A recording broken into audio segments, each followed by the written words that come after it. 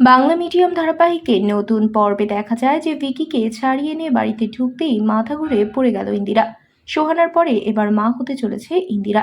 কেননা ডাক্তার এসে ইন্দিরাকে দেখার পরে জানিয়ে দিল ইন্দিরা মা হতে চলেছে। কথাটা শুনেই চমকে ওঠে অনন্যা। এমনিতেই মনের বিরুদ্ধে গিয়ে সবার সাথে আনন্দ উৎসব করতে পারছে না, কিভাবে করবে? এই পরাজয় তো তার পরাজয়। যদিও অ্যালিনা এখনো পর্যন্ত কারোর নাম বলেনি। ওদিকে মোহিনী বসুর অবস্থাও খুব একটা ভালো নয়, সেও আতঙ্কে অস্থির।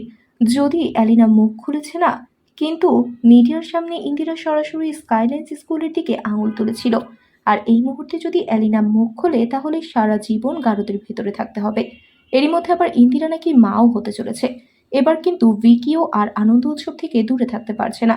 সবাইকে জানিয়ে দিল আজ একসাথে দুটো সুখবর পাবো, ভাবতেই পারিনি। সবাইকে সরিয়ে দিয়ে ইন্দিরাকে নিজের রুমে নিয়ে এসে বেশ আদর করতে থাকে। তাহলে কি ভিকির ভুল ভাঙলো এবার? বন্ধুরা, তোমাদের কি মনে হয়? এক্ষুনি একটি লাইক দিয়ে এবং কমেন্ট করে জানিয়ে দাও তোমাদের মতামত।